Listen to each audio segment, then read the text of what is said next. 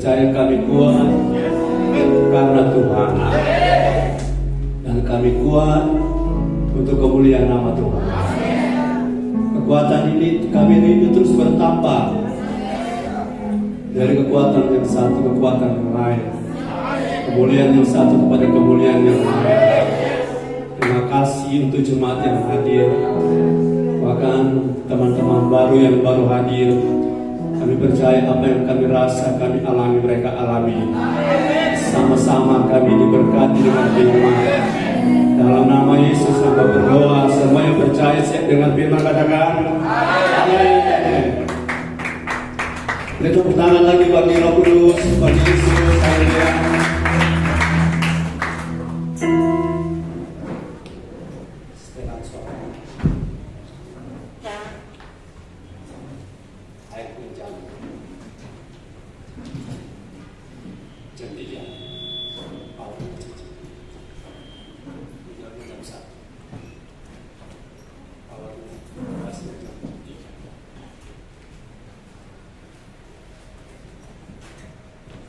Apa kabar Bapak Ibu Saudara?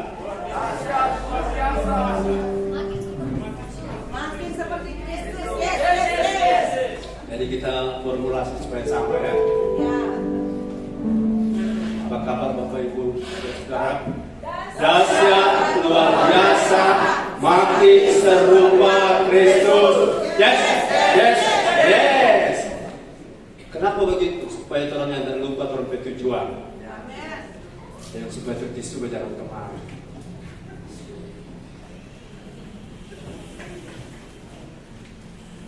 Segala perkara dapat saya tanggung, dapat kita tanggung di dalam Yesus yang memberi kita kekuatan. Amin. Saudara, begini, sebelum saya khotbah,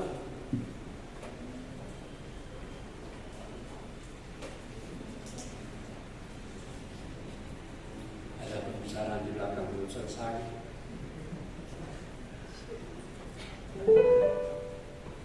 Oke, saudara kenal Petrus? Yang kenal Petrus berbahaya. Saudara kenal Petrus? Saudara kenal Yudas?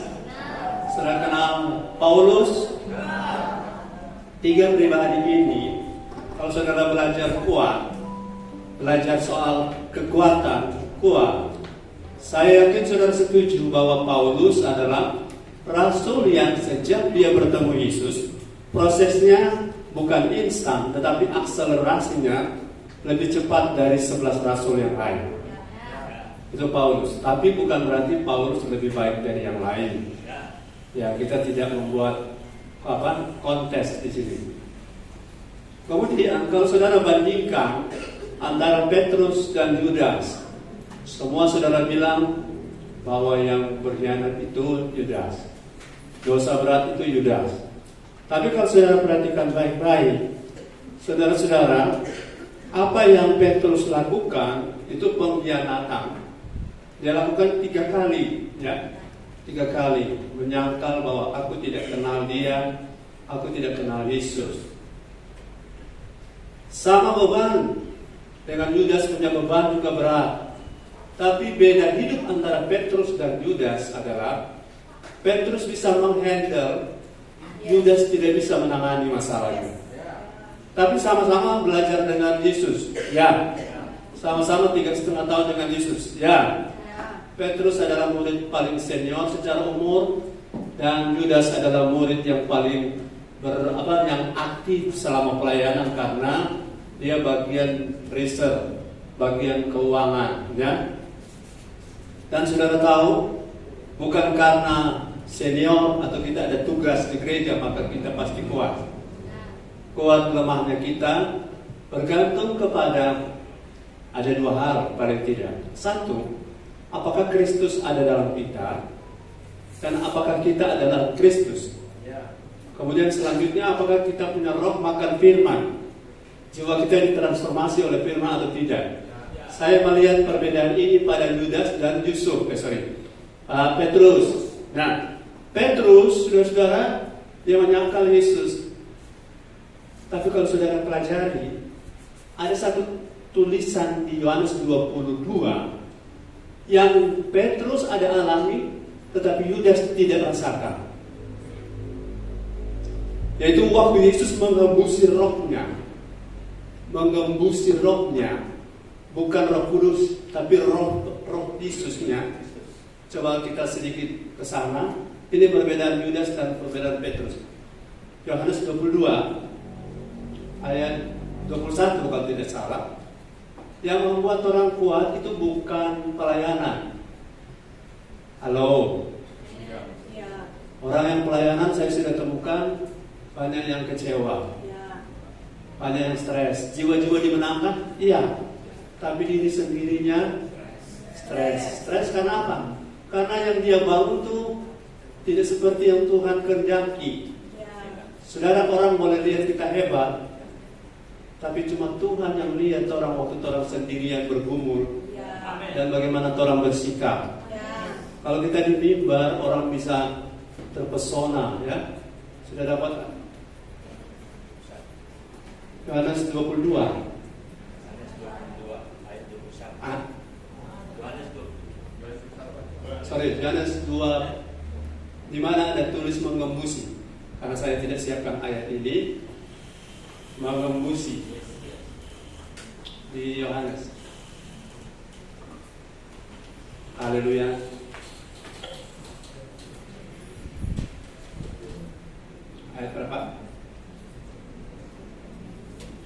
itu yang para concordance.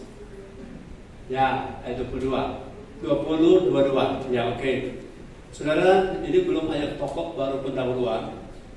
Dan sesudah berkata demikian, ia mengembusi mereka dan berkata, terimalah Roh Kudus. Perhatikan ada kata dan itu adalah kata Yunaninya adalah KAI, bukan kereta api Indonesia. KAI artinya antara kalimat pertama dan kalimat kedua itu adalah dua peristiwa yang berbeda. Karena murid-murid tidak terima Roh Kudus pada Yohanes 20, tetapi di Kisah 1 ayat 8. Kisah 2 waktu turun pertama kali. Roh Kudus baru pertama kali. Nah, mengembusi ini artinya Yesus memberikan. Yohanes 10 ayat 10 mengatakan, aku datang untuk supaya kita mempunyai hidup, dan dia memberi kita hidup, dan hidup yang diberikan itu adalah hidup Zoe, dan hidup Zoe itu terjadi waktu kita lahir baru. Dan sekarang kita lahir baru, hidup baru, Roh Kristus dalam kita, ada hidup yang namanya Zoe. Itu dihembusi oleh Yesus sendiri, sama seperti Bapa mengembusi Adam pertama kali dengan nafas kehidupan. Ini terjadi pada saat Yohanes 20 ayat 22 tadi. Dan perhatikan baik-baik Yohanes 20 ayat 22 ini, peristiwa ini Yudas, saya tanya, Yudas masih ada atau sudah tidak ada? Yudas sudah tidak ada. Yudas sudah pergi. Jadi yang terima ini hanyalah 11 murid selain Yudas. Dan Paulus itu spesifik, karena dia bertemu Tuhan secara entah aku di dalam tubuhku ini, di luar tubuhku, 3 tahun lamanya di special dimension, spiritual dimension. Paulus bukan murid secara lahiriah, tapi 3 tahun di tanah Arab Paulus bertemu Yesus secara spiritual, dan itu yang membuat luar biasa. Nanti penjelasannya di tempat yang lain. Tetapi ini intinya bahwa Yudas dan Petrus berbedanya adalah memang kita bisa sama-sama murid, kita bisa sama-sama belajar, sama-sama satu gereja, tapi bagaimana Kristus di dalam Petrus dan Kristus di dalam Yudas itu membuat mereka berbeda. Saya yakin kalau ada Yesus dalam pengertian roh daripada benih Yesus itu ada pada Yudas, Yudas bisa menghandle masalah walaupun berat. Yudas bisa menangani persoalannya. Saudara, saya tanya, apa dosa yang tidak bisa diampuni? Dosa yang tidak bisa diampuni adalah menghujat Roh Kudus. Ditanya lagi, apa itu menghujat Roh Kudus? Menghujat Roh Kudus artinya orang berulang-ulang berkali-kali menolak untuk berubah, bertobat, berulang sampai langkah terakhir, dan itu tidak dimiliki oleh Yudas. Puji Tuhan saudara saya, sebelum saudara-saudara, maksud saya sesudah Yesus mati di kayu salib, sesudah itu waktu saudara dan saya percaya, sekarang di dalam roh kita ada roh yang baru. Roh yang baru, katakan roh yang baru. Dan roh itu memiliki benih Kristus, dan benih itulah yang bisa menghandle segala perkara, bisa menangani segala persoalan, bisa menangani segala pergumulan. Kenapa Petrus bisa, Yudas tidak bisa? Apakah Tuhan pilih kasih? No. Perbedaannya, kekuatan kita menghandle masalah. Kalau saya lihat Yudas masih punya kesempatan dia hidup, ya, tapi dia tidak bisa menangani masalah. Tapi Petrus, dia punya kesempatan hidup dan dia bisa menangani persoalannya. Dan akhirnya kita juga bisa sama seperti Petrus. Masalah boleh satu kalantara, tapi siapa dulu yang ada dalam kita? Kalau Yesus ada dalam kita, maka segala perkara dapat kita tanggung di dalam Dia yang memberi kekuatan kepadaku. Nah, persoalannya yang saya sudah sering bagikan, bahwa kita tidak bisa menghandle masalah kalau roh yang baru itu tidak didewasakan. Kalau manusia roh kita tidak didewasakan. Jadi saya akan buang waktu. Kalau saya bergereja, saya berjemaah, saya hanya dikasih firman selalu yang membuat saya sukses saja, diberkati saja. Kita butuh itu ya, tapi kita tidak bisa menangani masalah dengan uang. Kita tidak bisa pecahkan persoalan kita dengan posisi, jabatan. Bahkan semakin tinggi jabatan orang, kalau rohnya tidak diperbaharui, kalau dia orang Kristen, kalau rohnya tidak bertumbuh, dia akan semakin kelabakan menghadapi tawaran-tawaran bisnis yang salah. Dia tidak bisa menolak kalau keuntungannya miliaran rupiah dengan harus menghabisi nyawa orang. Karena apa? Karena rohnya tidak bisa berbuat apa-apa, tak berdaya. Orang kalau masih kopral, kok dia setia masuk gereja, belum tentu waktu dia jadi jenderal. Halo, kalau saudara masih pemulung, kemudian saudara setia, tunggu dulu pada waktu saudara jadi konglomerat. Karena apa? Ujian yang sebenarnya bukan pada kesulitan. Ujian yang sebenarnya adalah pada keberkatan. Haleluya. Ujian yang sebenarnya, sebelum saya lanjut, saya mau menyampaikan ucapan terima kasih dengan cara saya. Untuk hari Rabu maksudnya. Yang pertama, tolong beritahu lalar-lalar di sekitar sini, jangan ingat pada baju saya, karena mereka akan terpeleset. Karena baju ini baru. Itu maksudnya.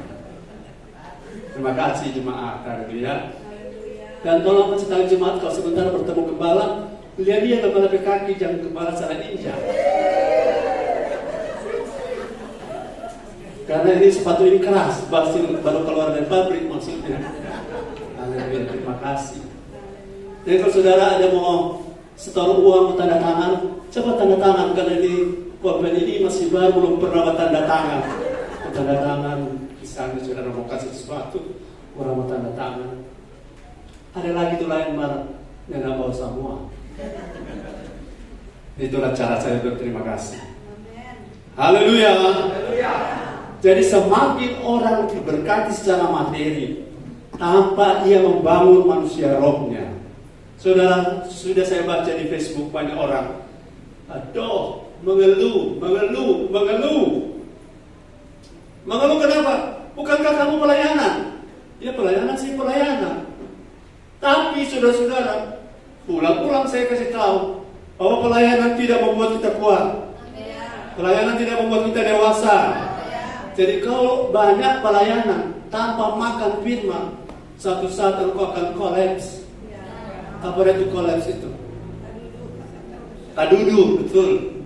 Palaka, paling tua, kecewa, gulung tikar, pulang kampung.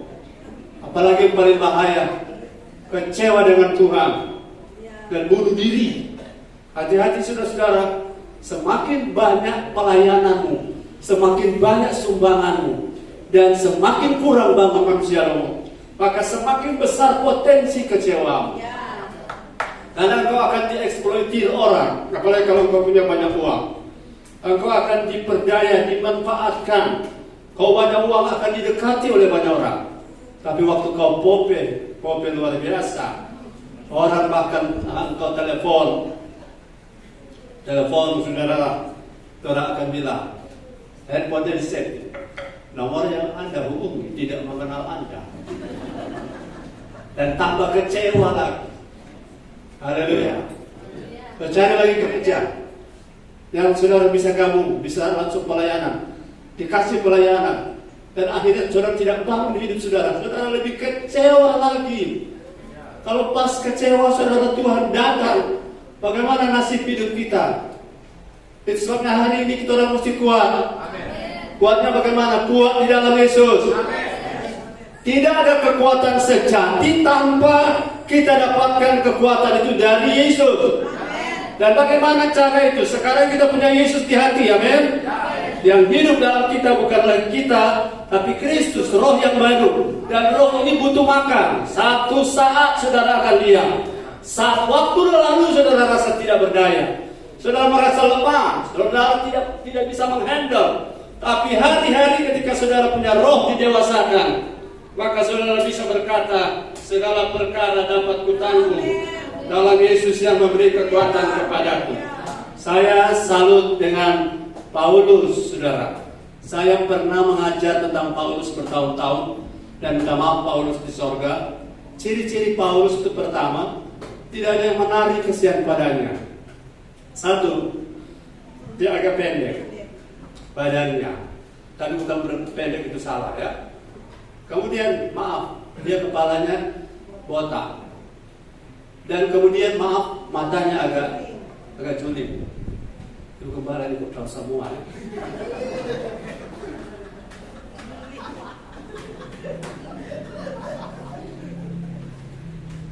Salah-salah. DP suami istihad yang pilihkan.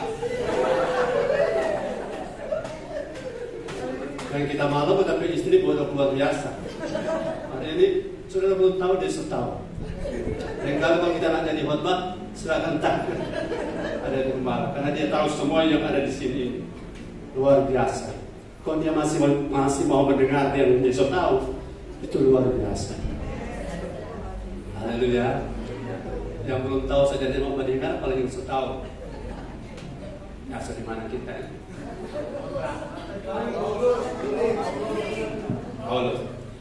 Paulus tidak pernah kejar apa yang namanya kata orang. Tapi dia rasul yang menulis 13 kitab. Rasul terakhir 13 kitab. Dan dialah satu-satunya rasul yang menulis, dan kemudian orang-orang yang dia layani bukan orang Yahudi. Melayani Petrus khusus orang Yahudi, Paulus untuk orang-orang non-Yahudi, Yunani dan barbar, Skit dan lain-lain. Dan saya lihat luar biasa. Saya mau tunjukkan kepada saudara betapa kuatnya Paulus, bukan karena dia, tapi karena Yesus di dalam Paulus. Yang pertama, saudara, menurut Filipi pasal 4 ayat 13, mari kita berdiri. Ini baru mau buka ayat. Mari kita berdiri. Filipi 4 ayat 13.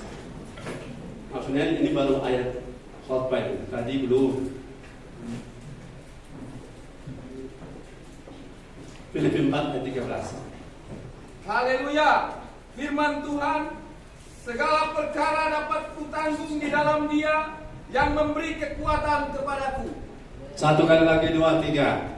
Segala perkara dapat kutanggung di dalam Dia yang memberi kekuatan kepadaku. Seluruh jemaat, 2, 3. Segala perkara dapat kutanggung di dalam Dia yang memberi kekuatan kepadaku. Haleluya. Silakan duduk. Yang ngomong ini adalah Paulus. Segala perkara dapat Paulus tanggung di dalam Yesus yang memberi kekuatan kepadaku. Di dalam istilah Yunani paling tidak ada 4 istilah tenaga, kekuatan, power, kuasa. Yang pertama adalah excuse. Excuse itu artinya bukan excuse. Excuse artinya itu ada tenaga memikul beban. Yang kedua, energes atau energestes, itu adalah tenaga energi seperti kalau saudara minum energen sereal misalnya.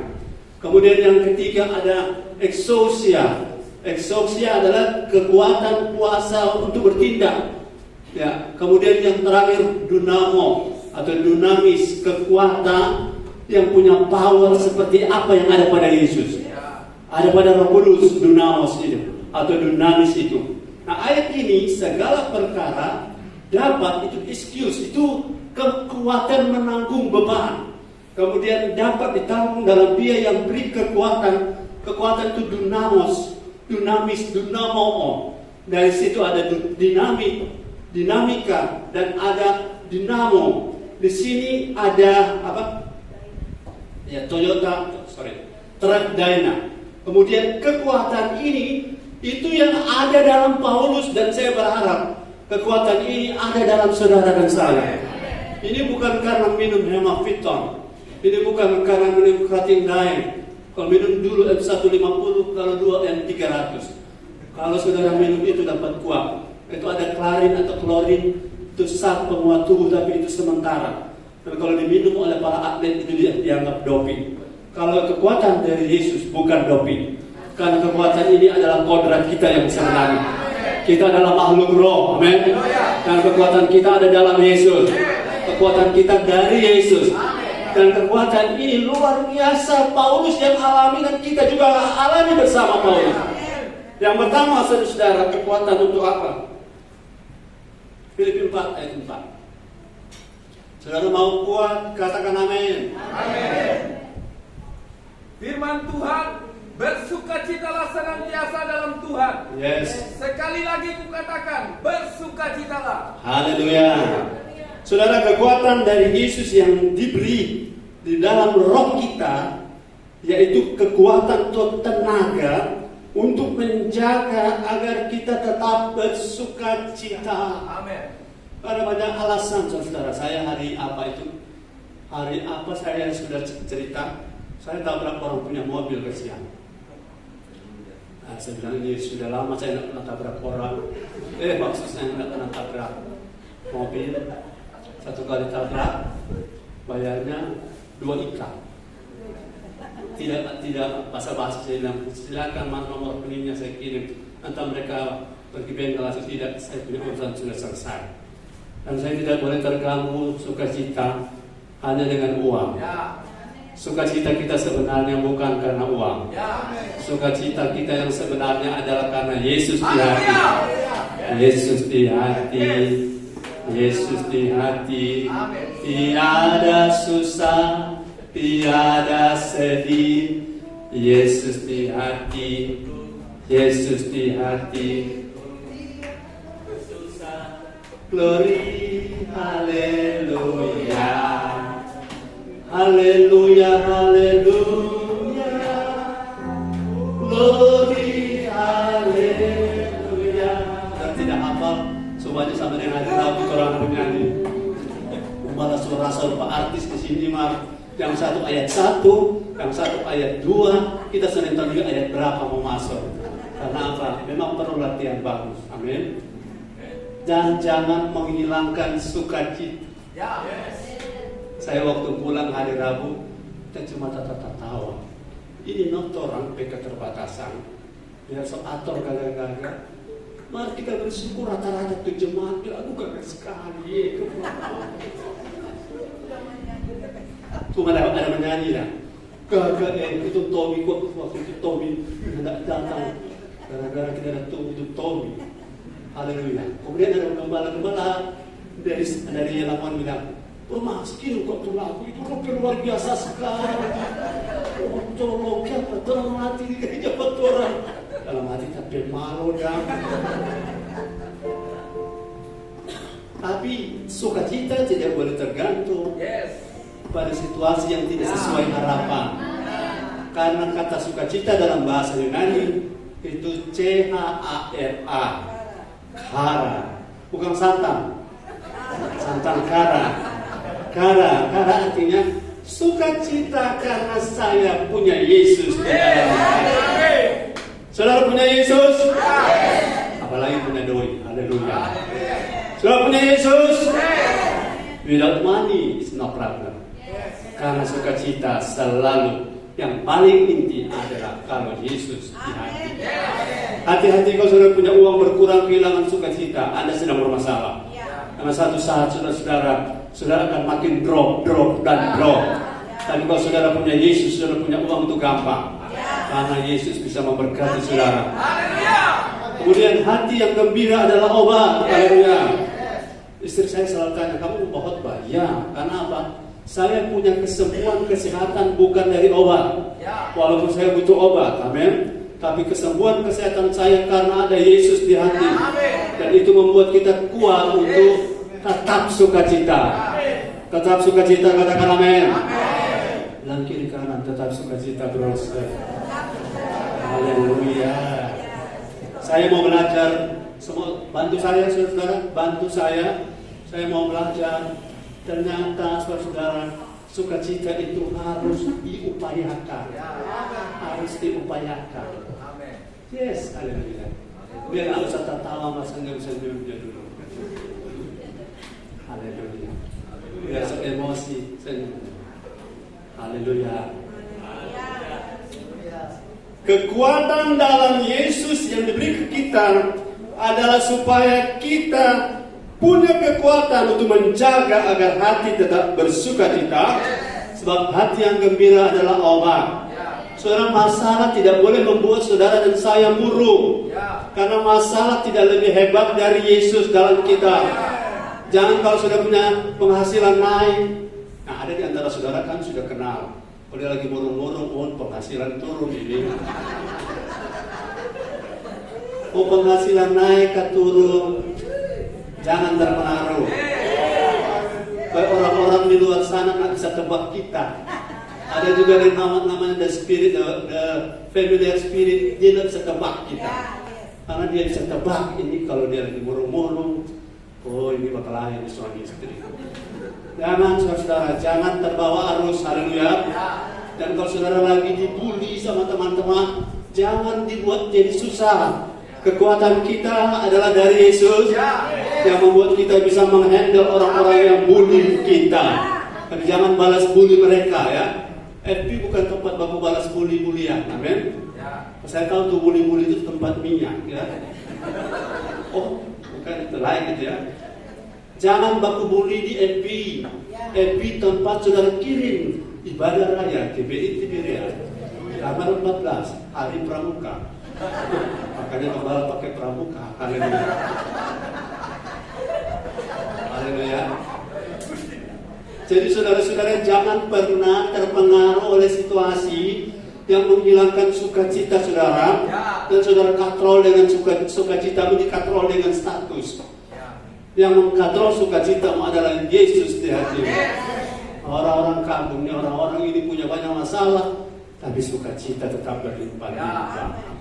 Itu baru bilang rohmu strong, rohmu kuat. Jadi ada yang murung-murung, senyum dulu.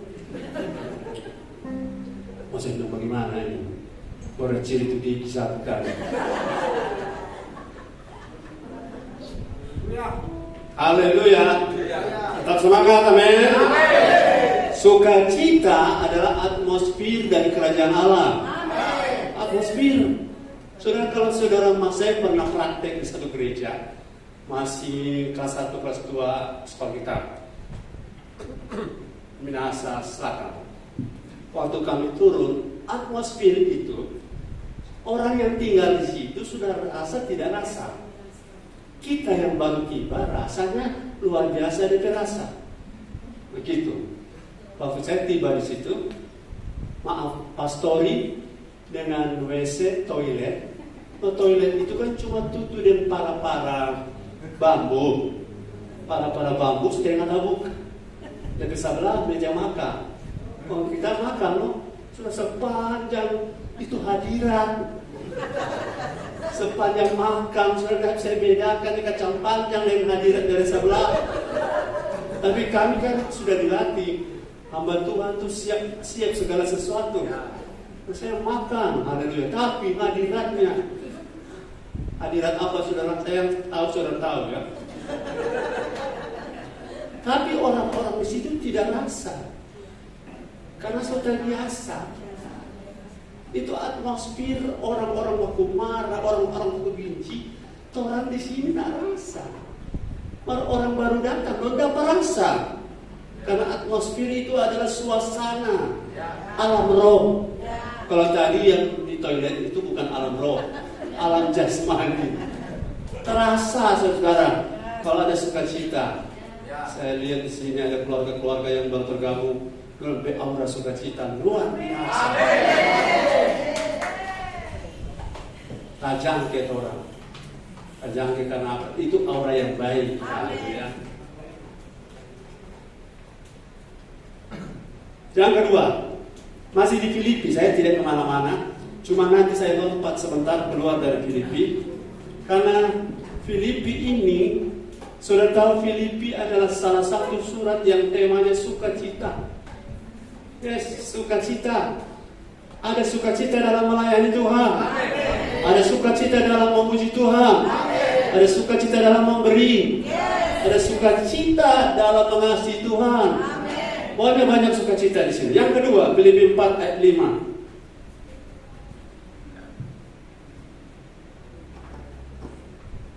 Haleluya. Firman Tuhan, hendaklah kebaikan hatimu diketahui semua orang. Tuhan sudah dekat. Satu kali lagi. Hendaklah kebaikan hatimu diketahui semua orang. Tuhan sudah dekat.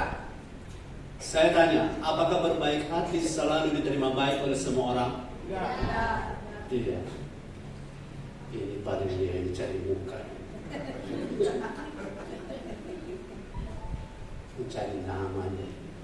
Kalau saya melayani Tuhan, dari dulu istri saya selalu melihat saya begini. Saya tidak takut apa kata orang, kecuali saya berbuat salah. Tapi dalam berbuat benar, saya tidak pernah takut apa kata orang. Cuma karena saya punya istri ini punya perasaan sangat sensitif, saya harus menyesuaikan dengan dia. Haleluya. Karena apa yang perbuatan baik yang Tuhan ajarkan, itu sebenarnya kodrat kita. Kodrat kita adalah untuk berbuat baik. Ya, kita keluar sedikit. Efesus pasal 2 ayat 10. Efesus pasal 2 ayat 10. Firman Tuhan, karena kita ini buatan Allah, diciptakan dalam Kristus Yesus untuk melakukan pekerjaan baik yang dipersiapkan Allah sebelumnya. Ia mau supaya kita hidup di dalamnya. Haleluya. Kita diciptakan untuk melakukan pekerjaan baik. Saya mau luruskan dulu pekerjaan baik ini supaya kita jangan salah kaprah ya. Kalau saudara ada bihapong di rumah, bawa di gereja, saudara harus pastikan bihapong yang saudara bawa menurut jumlah jemaat yang hadir harus sama. Itu perbuatan baik. Kenapa tidak baik? Saudara cuma bawa 10. Lebih baik nanti kalau orang mau pulang, jangan kasih tunjuk, karena kalau jemaat ada 100, cuma berapa? 10 toh? Jangan kasih tunjuk banyak 90. Karena itu akan menciptakan sesuatu yang baik, tapi efek yang tidak baik. Betul? Setuju dengan saya? Apalagi saudara membagi biapong di depan orang, si A dapat, si B tidak. Itu tidak boleh. Katakan tidak boleh. Dia maksud si B selalu memberi ke kita. Itu namanya arisan. Kalau saudara mau begitu, ketemu mereka di CG misalnya, tempat tertentu. Tapi kalau di umum, kasih harus merata. Halo, kasih harus merata. Kalau tidak merata, lebih beriman, tahan dulu. Kalau memang engkau punya permen cuma 2 kiri kanan, tawarkan mau. Kau bilang betul itu kirimlah, tidak maaf cuma 2. Begitu. Kalau tidak, kita akan membuat orang-orang tersandung. Karena kita satu tubuh Kristus. Katakan amin. Kalau misalnya ya, tapi bukan di sini. Kalau sudah berbuat baik, kalau si A sudah bikin kue mahal-mahal, kalau yang satu sudah cuma susun pisang goreng, kalau cucu akan mendidih, taruh ini. Itu perbuatan baik, ya, tapi pilih kasih. Karena saudara itu atmosfer pilih kasih terasa. Bagi orang-orang yang diperlakukan baik biasa, tapi bagi orang-orang yang tidak dikenai perbuatan baik terasa. Dan saya sudah baca di antara jemaat ada yang berstatus begini-begini, tapi bukan di sini, di lokasi lain. Mereka merasa, kita tidak merasa. Itu sebabnya saya bilang pada Ibu Gembala, kalau boleh, kalau ada makanan semua dapat, kecuali dia mau. Semua tawarkan. Kalau memang cuma 1-2, diam-diam juga kalau sedih oto, wah bawa apa ini. Tapi kalau di muka umum begini perbuatan baik, saya salah terjemahkan. Amin. Setuju dengan saya, katakan amin. Kekuatan untuk melakukan perbuatan baik kita butuh dari Tuhan. Karena perbuatan baik itu adalah perintah Tuhan. Tapi hati-hati, perbuatan baik bisa mendarat salah. Bisa mendarat salah dalam arti Anda tidak tahu perasaan orang, Anda tidak tahu hati orang. Amin. Kalau saudara bawa pada orang tua rohani, tidak wajar kalau ada anak-anak cemburu. Ada jemaat bawa pada gembala, kalau ada yang cemburu, kayak gembala dapat orangnya, itu tidak wajar ya. Karena ini antara anak dan orang tua, tetapi sesama. Makanya kami ini dari dulu suka sekali memberi, tapi yang kami jaga jangan kami satu diberi, satu tidak. Karena perbuatan yang baik seperti ini menjadi batu sandungan bagi orang-orang tertentu. Saudara diberkati Tuhan, katakan amin. Di depan bawa 100 dia pom. Tidak berani tuh. Kenapa? Cuma mau bawa 1-2 dan kemudian orang lain diberikan, orang lain tidak. Itu yang membuat saudara dapat tekanan. Tekanan karena orang mulai muncul like or dislike. Kemudian ada orang mau kubise. Cuma orang dong deng dong, tong deng tong, angkat tangan tong kosong. Kenapa? Sudah jadi kebiasaan dan saya amati itu berbahaya. Nenek bilang itu berbahaya. Haleluya. Makanya saudara-saudara, perbuatan baik perlu kekuatan, perlu tenaga, supaya kita berbuat baik tidak salah arah, tidak salah visi. Visi kita pengen supaya Tuhan punya nama dimuliakan. Kapan Tuhan punya nama dimuliakan? Ketika Dia melihat kasih itu dibagi rata. Dibagi rata. Kalau tidak dapat dibagi rata, tahan berkatmu dengan cara yang lain lakukan. Tahan. Ada cara, ada hikmah. Karena hikmat memberkati ada apa? Hikmat dari dunia, setan-setan, hawa nafsu, dan hikmat dari atas. Dan ini perlu kekuatan untuk menempatkan diri secara tepat. Karena perbuatan baik harus diketahui semua orang, tapi harus dengan cara yang sesuai dengan kehendak Tuhan. Itu amin cuma sedikit. Karena banyak yang merasa. Haleluya. Kekuatan untuk tetap berbuat baik kita perlu, karena tidak semua perbuatan baik kita diterima baik. Ada orang yang menolak kita, ada orang yang mencemooh kita, ada orang yang ngata-ngatain yang tidak baik tentang kita. Dan kalau mereka ngomong itu dan hati kita benar, I don't care about them. Saya tidak peduli dengan mereka. Karena yang saya paling penting, saya jaga hati saya. Kalau saya mau berbuat yang baik dengan cara tadi, etikanya kita sudah atur dengan baik. Dan kalau masih ada orang komplain, masih ada orang kecewa karena kita, itu sudah hati mereka yang bermasalah, sudah hati mereka yang trouble. Tapi perbuatan baik kita tidak boleh berhenti karena tekanan. Perbuatan baik kita tidak boleh berhenti hanya karena kita tidak dianggap. Amin. Hanya karena kita tidak diapresiasi. Tuhan Yesus kalau Dia tunggu apresiasi kita, maka Dia tidak naik ke kayu salib untuk tebus saudara dan saya. Tapi kekuatan dari Yesus itu membuat Ia dilihat atau tidak dilihat, Ia tetap berbuat. Karena di sana kita butuh kekuatan. Kalau saudara seperti Yesus, saudara akan tenang. Tapi kalau saudara belum seperti Yesus, saudara akan terganggu dengan apa yang saudara buat. Haleluya. Saya yakin jemaat ini makin hari makin dahsyat, makin hari makin hebat, makin hari makin luar biasa, makin hari makin serupa Kristus. Haleluya. Yang ketiga, kekuatan Yesus dalam kita itu memberi roh kita kekuatan untuk ayat 6 pasal 4. Filipi pasal 4 ayat 6. Filipi 4 ayat yang ke-6. Janganlah hendaknya kamu khawatir tentang apapun juga, tetapi nyatakanlah dalam segala hal keinginanmu kepada Allah dalam doa dan permohonan dengan ucapan syukur. Haleluya. Bapak Ibu Saudara, haleluya, boleh bilang haleluya. Tolong bantu jawab saya, mana lebih mudah hidup tanpa khawatir atau hidup dengan khawatir? Lebih mudah jadi. Ulang, lebih mudah jadi hidup dengan khawatir atau hidup tanpa khawatir? Kalau hidup dengan khawatir perlu perjuangan. Jelas ya? Hidup dengan khawatir perlu perjuangan. Hidup tanpa khawatir perlu perjuangan. Ya, betul sekali. Hidup dengan khawatir orang refleks. Oh, refleks apa? Spontan. Otomatis. Orang jadi khawatir begitu mudah. Kenapa untuk tidak khawatir begitu susah? Karena untuk tidak khawatir perlu kekuatan, perlu tenaga. Kenapa tenaga? Karena kita berlawanan arus. Dunia khawatir dan kita ikut arus gampang. Saudara-saudara, dalam dunia perikanan, bahwa ikan mati pasti terbawa arus. Kalau ada arus deras, ciri-ciri ikan mati dan ciri-ciri ikan hidup.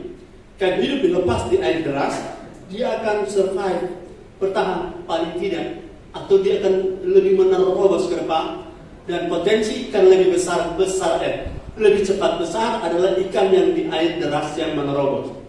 Dan setiap ikan yang tidak menerobos lagi di air deras, pasti ikan itu fly atau mati. Nah, untuk khawatir, kita tidak perlu menerobos. Karena kita berhenti saja percaya, maka kita langsung terbawa arus khawatir.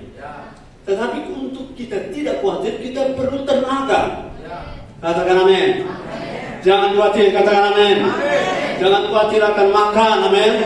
Jangan khawatir akan hidupmu, pakaimu, kemudian tempatmu, tempat tinggal, masa depanmu, waktumu, kesehatanmu. Jangan khawatir karena apa? Karena Aku yang memelihara kamu. Tuhan yang memelihara kamu. Ayat saya kasih kuis, ada di mana ayat itu? Serahkanlah segala khawatirmu karena Aku yang memelihara kamu. Itu segala perkara dapat kutanggung dalam Dia yang memberi kekuatan kepadaku. Ayat pokok mantap. Di mana? Serahkanlah segala khawatirmu kepadaku. Ya, Matius 6 ayat 20.